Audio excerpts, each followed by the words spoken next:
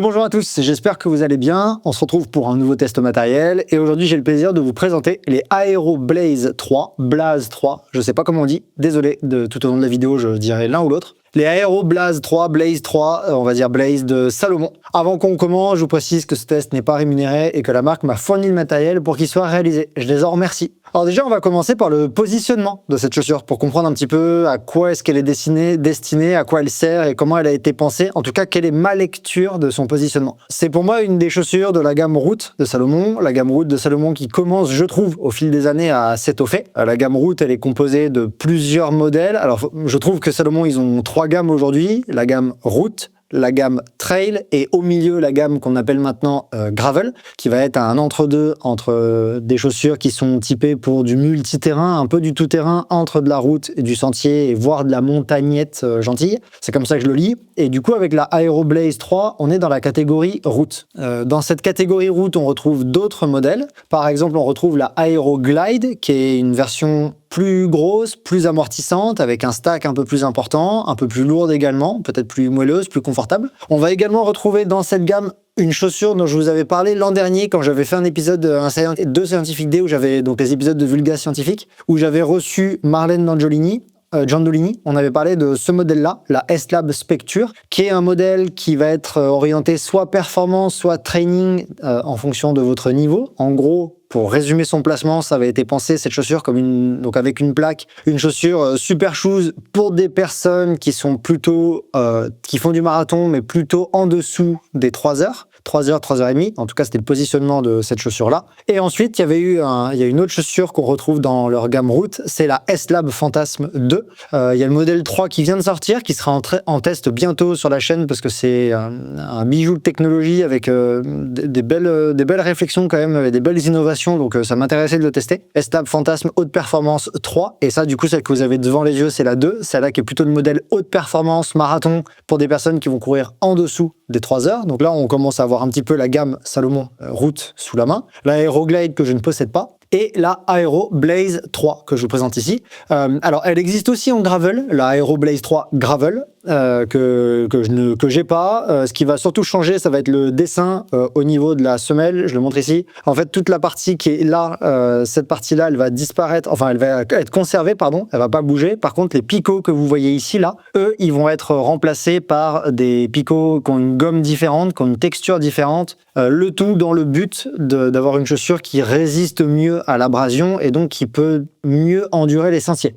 Celle-ci, vous pouvez l'emmener sur des petits sentiers, sur de la forêt, sur des choses comme ça, mais c'est vrai que dès que ça va devenir un peu trop rocailleux, vous allez rapidement les abîmer. On va aller vers les caractéristiques techniques. Vous allez voir en fait que mon test, il est assez simple de cette chaussure parce que c'est une chaussure assez simple et c'est peut-être ce qui m'a le plus plu dans cette Aero Blaze 3, sa simplicité. Je vous explique après pourquoi. Donc, concernant les caractéristiques techniques de ce modèle, il est annoncé à 230 grammes en 42 2/3, environ 200 grammes en 40 femmes et 255 grammes pour le modèle que vous avez actuellement sous les yeux, c'est du 46 2/3. En termes de hauteur du stack au talon, on a du 35 mm, à l'avant du pied, c'est du 27 mm, ce qui nous donne un delta, un drop de 8 mm. Le mesh, comme vous le voyez ici, c'est ce que Salomon appelle le mesh Engineered Mesh Monocouche. Donc, c'est un mesh particulier. Je ne sais pas si vous allez le voir là, à l'intérieur, on voit directement les structures un peu alvéolées là-bas, à l'intérieur de la chaussure. Là, c'est ce que j'essaie de vous montrer, c'est ça, cette partie blanche là. Donc voilà, c'est un mesh qui est quand même relativement léger, relativement respirant. On voit qu'on voit pas mes doigts à travers. Moi, ce que j'ai le plus noté, c'est que c'est un mesh qui est plutôt rigide. Il se déforme pas comme vous le voyez là. Hein, je peux la bouger la chaussure. Le mesh n'est pas élastique, contrairement à des meshs en construction chaussettes qui existent sur le marché. En termes de laçage, on a quelque chose de classique avec des lacets plats, comme vous le voyez ici. Ils sont pas particulièrement rugueux, ils n'ont pas de particularité spéciale. Voilà, vous voyez, c'est des lacets qui sont au final assez classiques, assez plats. Concernant la semelle extérieure, on est sur un caoutchouc Rhodes, donc c'est un type de Contagrip que Salomon utilise. Sous le terme Contagrip, il peut y avoir plusieurs compositions de rubber, donc de pneus ici, de semelles intermédiaires. Son adhérence, elle est plutôt pensée pour l'asphalte et les surfaces dures, donc vous allez avoir une gomme qui résiste assez bien à l'abrasion. Et vous le voyez, là, le centre est évidé. Là, la partie à l'avant, elle va être en contact, mais elle est un petit peu moins rigide. Là, on a une partie extérieure qui, elle, est bien rigide et bien dure, bien résistante à l'abrasion.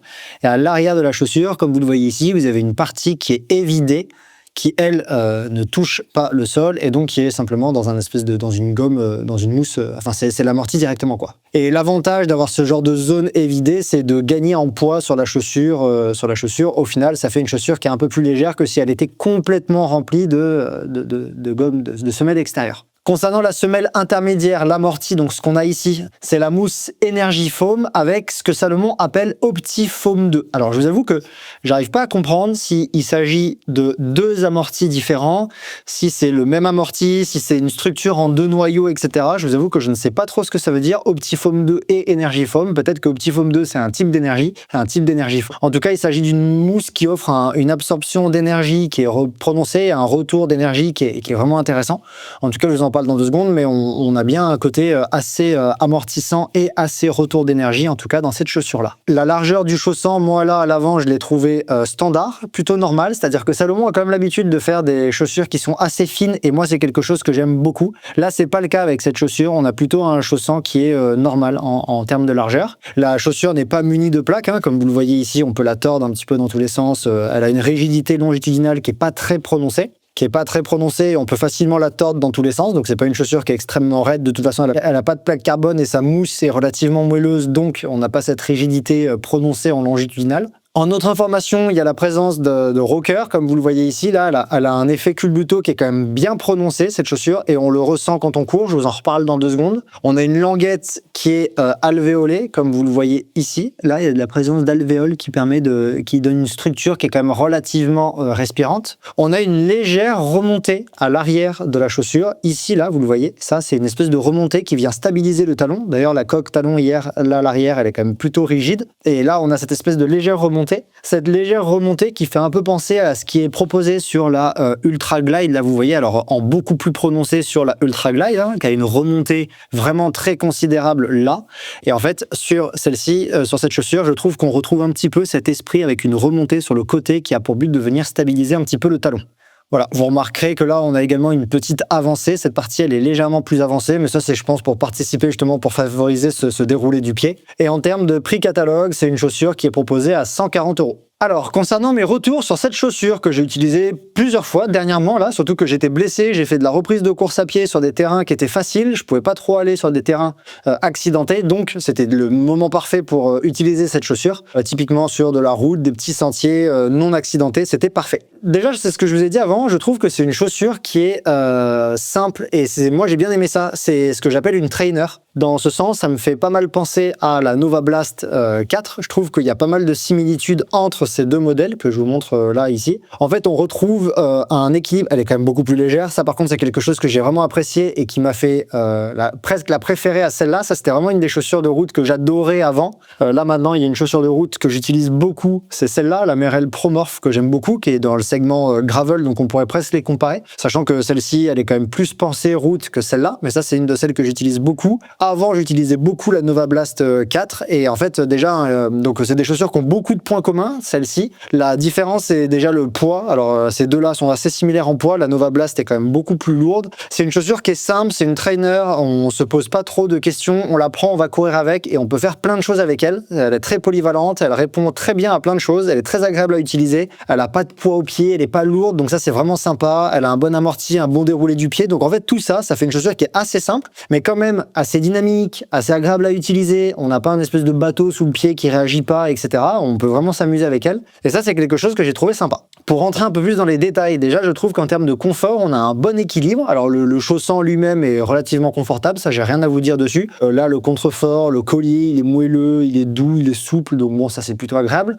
La mousse, elle est quand même vraiment très agréable, et pour le coup, elle est très proche, je trouve, des sensations que j'avais sur la Nova Blast 4, c'est-à-dire qu'on a une mousse qui est assez équilibrée en termes de moelleux versus rigidité. C'est ni trop moelleux dans lequel on s'enfonce et on n'a pas de retour d'énergie, on a l'impression de s'empâter et du coup on a un peu du mal je trouve à avoir de la foulée parce qu'on s'empâte dans la chaussure. On n'a pas non plus une chaussure qui est très raide et qui peut manquer de confort. On a quelque chose qui est, alors moi j'aime bien cette raideur parce que c'est pas non plus trop raide, mais on a quelque chose d'un peu plus souple que la Merrell, qui est quand même plus typée gravel et qui a un culbuto plus prononcé que celle-ci. Mais celle-là, elle n'est pas gravel, c'est une chaussure route. Donc, je sais pas si on peut vraiment les comparer. Celle-ci, elle est pensée pour aller sur du terrain accidenté, des cailloux également. Celle-là, non. Donc, peut-être que ça explique la différence de moelleux. En tout cas, elle a un confort au niveau de l'amorti qui est vraiment agréable et je trouve qu'il est bien équilibré. Bien équilibré avec son dynamisme parce que c'est une mousse qui répond.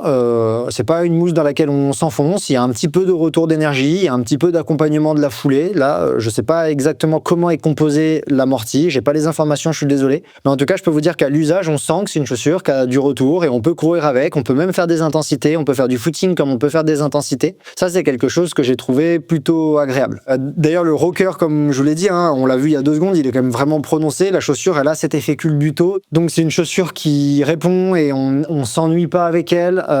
Elle a plus de rocker, beaucoup plus de rocker que la Nova Blast. Là, vous avez vraiment l'exemple d'une chaussure qui n'a pas de rocker. Elle a moins de rocker que la Promorph. Là, vous voyez, elle a vraiment un effet culbuto ultra prononcé. Mais on a quand même sur celle-ci, on a quand même sur la Aeroblaze un effet rocker qui est super intéressant, qui donne de la fluidité à la foulée. Et moi, j'ai trouvé ça plutôt sympa. Le maintien est ok, le fit est cool. J'ai trouvé ça agréable d'avoir cette boîte à orteils un poil plus large que ce qu'on connaît des fois chez Salomon.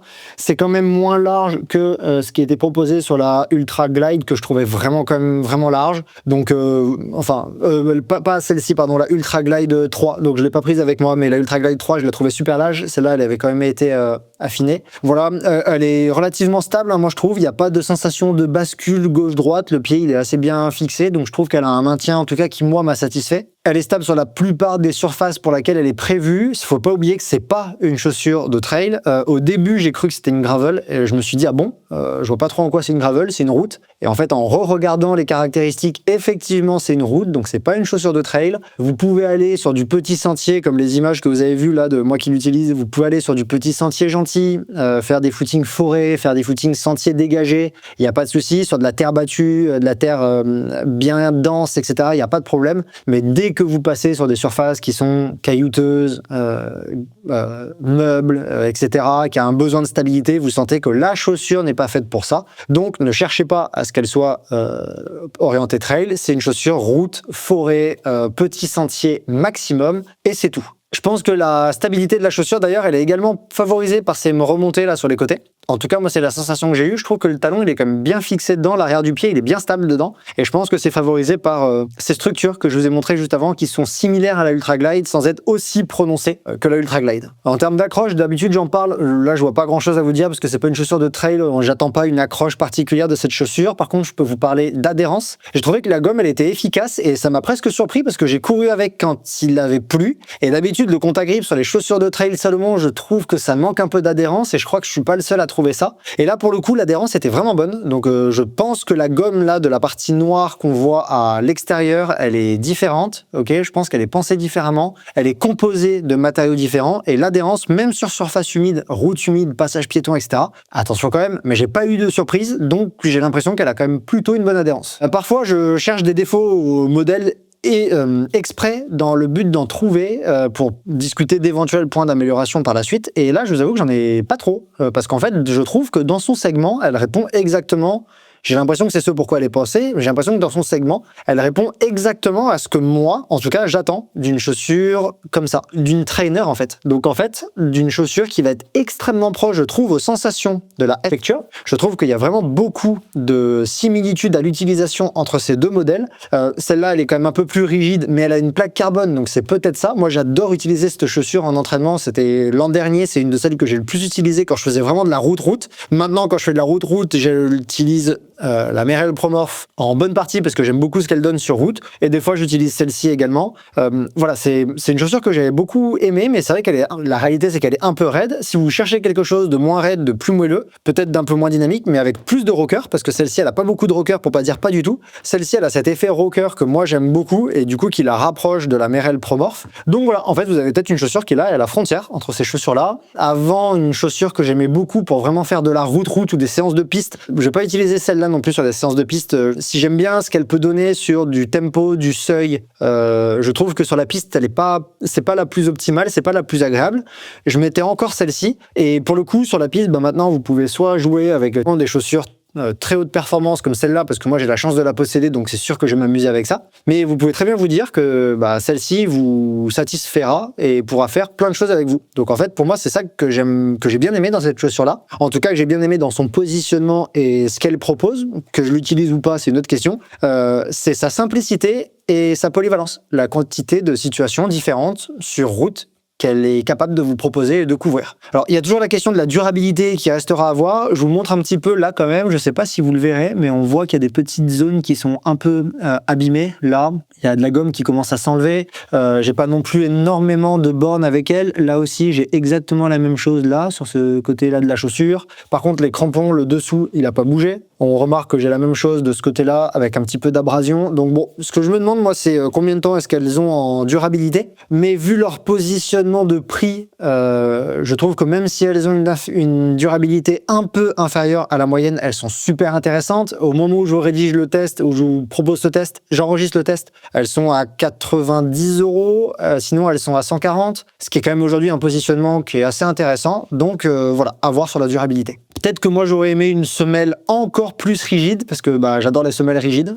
Celle-là, c'est une des choses que j'avais adoré, mais je sais qu'il faut aimer la rigidité sous le pied, et du coup il y a des personnes qui vont être contentes de trouver quelque chose qui est un peu moins rigide. Donc pour finir, juste pour quelle utilisation, je vous l'ai dit, c'est une chaussure polyvalente avec laquelle vous pouvez faire plein de choses sur route, sentier, piste, du footing à la séance d'intervalle, un peu comme la Nova Blast 4, un peu comme la Promorph de Merrell, mais avec moins le côté gravel, parce que celle-ci c'est une gravel, celle-là ne l'est pas, mais elle existe en version gravel. Je pense que c'est un peu une trainer à utiliser fréquemment, qui peut intéresser plein de gens. Et donc voilà, moi comme ça, c'est comme ça que je vois cette chaussure. J'espère que ce test répond à des questions que vous vous posez sur ce modèle. Si jamais j'ai pas tout couvert, n'hésitez pas à me mettre un commentaire, je me ferai un plaisir de vous répondre, parce que j'ai peut-être pas tout abordé.